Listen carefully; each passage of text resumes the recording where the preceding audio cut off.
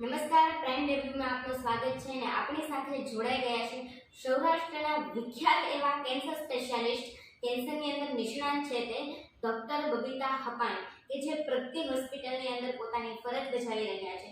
તો આપણે તેની સાથે વાત કરીએ અને કેન્સરની અંદર કેવી રીતના બચવું, કેન્સરના ઉપાયો અને કેન્સર કેવી રીતના થાય છે અને શું તેના સ્ટેજ છે તેના વિશે આજે આપણે જાણીશું. તો પહેલી વાત તો અમારા પ્રાઇમ રિવ્યુની અંદર તમારું સ્વાગત છે. તો પહેલા અમારા દર્શક મિત્રોને જણાવો કે તમારું નામ શું અને તમે અભ્યાસ શું કરેલો છે અને અત્યારે વ્યવસાય તમારો શું છે? હું ડૉક્ટર બબીતા હપાણી છું અને હું પ્રગતિ હોસ્પિટલ રાજકોટમાં, જે મંગલા રોડ પર આવે છે, ત્યાંથી મેડિકલ ઓન્કોલોજિસ્ટ એટલે કેન્સરની નિષ્ણાત છું અને લાસ્ટ 22 યર્સથી 22 વર્ષથી હું ત્યાં પ્રેક્ટિસ કરું છું. કેન્સરમાં જે સ્પેશિયાલિટી જે કરતા હોય અમે એ MBBS અને MD મેડિસિન પછી ખાલી કેન્સર વિશે ઉપર એક સ્પેશિયાલિટી હોય છે જેની હું નિષ્ણાત છું. પહેલા તો તમારું મૂળ વતન આ રાજકોટ કે તમે બીજે ક્યાંયથી છો અને છો તો રાજકોટથી કેટલા વર્ષ અહીંયા છો? એટલે હું તો આઈ વુડ સે કે હું પ્રાઉડલી ઇન્ડિયન છું, કે હું એકચ્યુઅલી મૂળ વતન મારું કેરલા છે, પણ હું વર્ષોથી અલગ અલગ ઇન્ડિયાના અલગ અલગ સ્ટેટ્સમાં રહેલી છું મારા ફાધરના જોબના કારણે. અને મેં MBBS અને MD તો જામનગર મેડિકલ કોલેજથી કર્યું છે અને DMની જે કેન્સરનું જે સ્પેશિયાલિટી છે એ મેં અમદાવાદ ગુજરાત કેન્સર ઇન્સ્ટિટ્યૂટથી કર્યું છે. અને આમ સાહેબના કારણે જ્યારે લગ્ન થયા પછીથી રાજકોટ છું, એટલે આમ કહી શકાય કે હવે હું ગુજરાતી છું. એ ટાઈમમાં જે 20sની એજમાં હું જસ્ટ પાસ થઈને આવી હતી. DMની શિક્ષા તો જે કેન્સરની શિક્ષા તો મેં મારા લગ્ન પછી કરી. એ મારા લગ્ન મારા MD પછી થયા હતા અને પછી મારી ડોટર જન્મી. એટલી નાની હતી છતાં બી મારી ઈચ્છા હતી કે હું આગળ ભણું અને ત્યારે સાહેબે મને ક્યારેય બી એવું નથી કીધું કે કેવી રીતે આપણે મેનેજ કરશું કે વોટેવર. એમને મને કીધું કે થઈ જશે, ઇન્ક્લુડિંગ મારા સાસુ સસરા, એ લોકોએ એમ કીધું કે થઈ જશે. જે તારી ઈચ્છા હોય તો ઓબ્વિયસલી આપણે ઘણી વખત ઘણો વિચાર કરીએ આ બાબતમાં, પણ એમને કીધું કે નહીં, તમારી ઈચ્છા હોય તો અમે સાથ આપીએ. બંને પક્ષથી તમને સારો એવો સાસરીય પક્ષથી સારો સપોર્ટ મળ્યો, જીવનસાથી તરફથી પણ સારો સપોર્ટ મળ્યો. ઓલવેઝ હજી સુધી મારે તો મને ઘણી વખત સાહેબ કહે છે કે જો આટલા બધા ઇમ્પોર્ટન્ટ ફોન નંબર્સ છે કે તમે ફોનમાં રાખો કે ક્યારે જરૂર પડે. ને હું આમ જ કહું છું કે મારે તમારી જરૂર પડે હું તમને ફોન કરીશ, બાકી તમારી કોઈની જરૂર નથી. આ કેન્સરની અંદર તો કેન્સર નિષ્ણાત તો છો, તમારા ફિલ્ડને છોડીને તમને બીજો કયો શોખ છે કે તમે ફ્રી ટાઈમની અંદર તમારો એ શોખ પૂરો કરો છો? સંગીતનો અદ્ભુત શોખ છે. મને મ્યુઝિક બહુ જ ગમે અને ઓલમોસ્ટ બધા ટાઈપનું. હા, હું થોડું ગાઉં છું, પણ એટલું પ્રોફેશનલી નહીં, પણ છતાં અમારો એક ડૉક્ટર્સનું બી ગ્રુપ છે ડિવાઇન મ્યુઝિકવાળું, ડિવાઇન સિંગર્સ, અને અમે ઘણા પ્રોગ્રામ્સ બી કરતા હોય છે, મોટાભાગે રિમૂવલ બી જ કરતા હોય.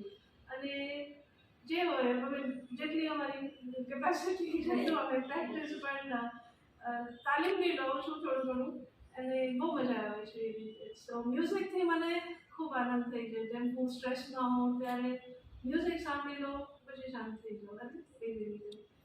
તો મ્યુઝિકનું મારું બહુ વધારે શોખ છે. હાલો બધા, એટલે હું બોલિવૂડ બી એટલું સાંભળું, મને ક્લાસિકલનું બી એટલું શોખ છે.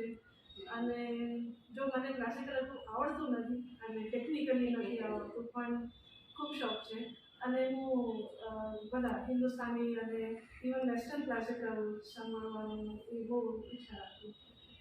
ગુજરાતી સોંગ સાંભળવાનો પ્રયત્ન બધા ફેમસ સોંગ્સ તો મને બહુ જ ગમે, પણ મને અહીંની લોકગીત તો બહુ જ અમે જેટલી વખત બી તમે સાંભળો એટલું એક અમને ઉર્જા દેખાય અને એક ભાવ દેખાય એમાં. જોશીલા છો હંમેશા. ગુજરાતની અંદર ફર્સ્ટ ઓફ ઓલ કેન્સરની અંદર નિષ્ણાત સ્પેશિયાલિસ્ટ આપણા ડૉક્ટર બબીતાબેન હપાણી હતા, કે જેને એક ફર્સ્ટ સૌરાષ્ટ્રની અંદર ખાસ સૌરાષ્ટ્રની અંદર આ આપણા મહિલાઓ માટે લેડીઝ માટે સૌથી મોટું પ્રોત્સાહન પૂરું પાડે છે કે તમે ધારો તો બધું કરી શકો છો. ગમે એ હોય લેડીઝ ગમે ત્યાં બધું કરી શકે, બટ એકવાર ધારણા કરવી જોઈએ અને તેના પર ખરા ઉતરવાની વાત છે. તો હાલ આપણે ગુજરાતની અંદર કેન્સરના કેટલા કેસો છે અને સ્થિતિ શું રહેલી છે ત્યાં સર? કેન્સર છે ને એકચ્યુઅલી ગ્લોબલી આખા વર્લ્ડમાં બહુ વધે છે અને એમાં ઇન્ડિયામાં બહુ વધારે વધે છે. આપણી પાસે છે ને અમે ડેટા કલેક્શન આપણું આટલું સરસ નથી હોતું. હવે એ એવી પણ વાત થાય છે કે જો આપણે કેન્સરને એક નોટેબલ ડિઝીઝ, જેમ કે કોલેરા હોય, આપણે નોટેબલ ડિઝીઝ છે એટલે કોઈ પણ પેશન્ટ હોય તમારે નોંધ કરાવવું પડે સરકારમાં કે આવા પેશન્ટ છે. એટલે એવી રીતે જો અમે કેન્સર એક નોટેબલ ડિઝીઝ કરી નાખીએ તો આપણી પાસે આંકડા સાચા હોય. પણ તો બી વર્ષમાં મોર દેન 15 થી 20 લાખ નવા કેસ ઉમેરવા થતા હોય છે. અને એ ફિમેલ્સમાં વધારે પડતા અમે હવે બ્રેસ્ટ કેન્સર જેવું વધારે જોઈએ છે. અને મેલ્સમાં તો મોઢાનું કેન્સર સૌરાષ્ટ્રમાં તો હાઈએસ્ટ છે. પણ તમાકુની ટેવ છોડતા નથી કોઈ. અને ખાલી તમાકુ નથી, ઇટ્સ મલ્ટી ફેક્ટોરલ. કેમ કે આપને ખ્યાલ નથી ને કે આ પ્રદૂષણથી આપના ઘણી બધી અને સ્ટ્રેસ કેટલી બધી વસ્તુથી બધી વસ્તુ આપણને નડે છે. So it is not just tobacco. તો બધા એમ કહે છે કે હું તો એટલા વર્ષથી કહું છું મને કાંઈ નથી થતું, એવું નથી. આપણે બોડીમાં જે ઇન્જરી થઈ શકે એવી વસ્તુ ન કરાય.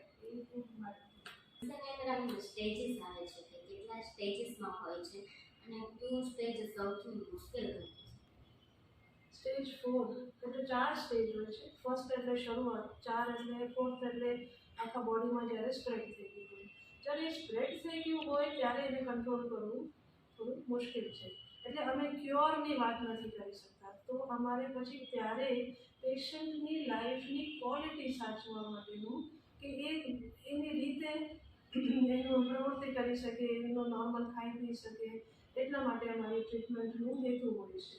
પણ ફર્સ્ટ, સેકન્ડ સ્ટેજ, થર્ડ સ્ટેજમાં તો અમે ક્યોર કરવા માટેની ટ્રીટમેન્ટનું ઓપ્શન્સ પેશન્ટ્સ.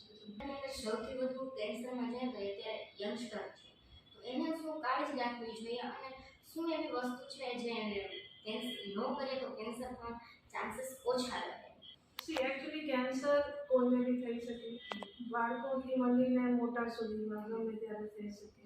પણ યંગસ્ટર્સને થોડું એક અંદરથી એવું ફિલિંગ છે કે મને કંઈ નહીં થાય. દેટ ઓવર કોન્ફિડન્સ હોય છે.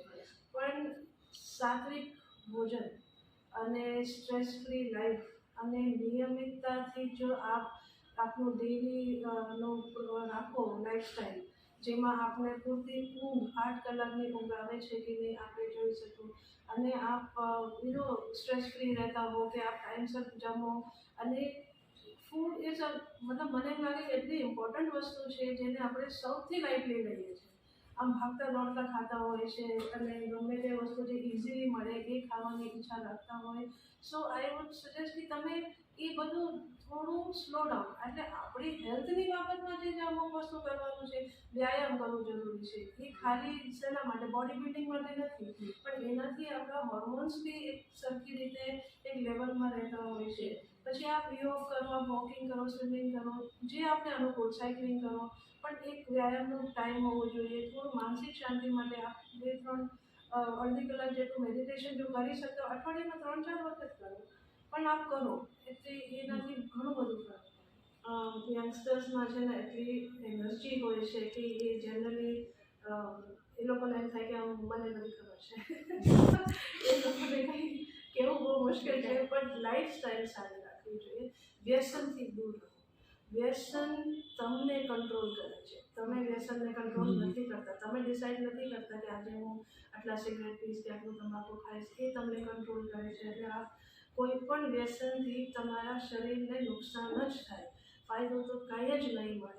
એના કરતાં તમે કોઈ પોઝિટિવ વસ્તુમાં જાઓ. તમે તમારા જે ગમતી વસ્તુ, ગમતા કામમાં તમે તમારું માઇન્ડ નાખો. તમે પણ એવી રીતે હોબીઝમાં કંઈ કોઈ એક એક્સ્ટ્રા હોબી રાખો. અને તમારા હેલ્થ માટે, તમારા ફૂડ માટે ખાસ ધ્યાન રાખવું. આ બેસિક વસ્તુ છે. અને આજકાલ તો વર્લ્ડ ઓપન થઈ ગયું છે, હવે કોઈ રેસ્ટ્રિક્શન નથી, ઇન્ટરનેટથી આપણે બધી જગ્યાએ કનેક્ટેડ છીએ. સો આપ આપનું જુઓ ટેલેન્ટ શું છે અને એ રીતે આપ લાઈફને એક્સપ્લોર કરો. Your best part of your life છે ને યંગસ્ટર્સને હોય છે. અને આપ જે આપને ગમતી પ્રવૃત્તિ, આપ ટ્રાવેલ કરો, આપને જે શોખ છે એ કમ્પ્લીટ કરો, પણ વ્યસનથી દૂર રહેજો. તો આવી જ રીતના આપણે પ્રાઇમ રિવ્યુની અંદર વ્યક્તિઓ જોડાતા જ રહેશે અને માહિતી મળતી જ રહે. આપણી સાથે આજે જોડાયા હતા સૌરાષ્ટ્રના પ્રથમ મહિલા કેન્સર નિષ્ણાત, અને આપણે આવી જ રીતના પ્રાઇમ રિવ્યુની અંદર વ્યક્તિઓ આવતા રહેશે અને તમારા સુધી માહિતી પહોંચાડતા રહીશું. તો ચેનલને લાઈક કરો, સબસ્ક્રાઈબ કરો અને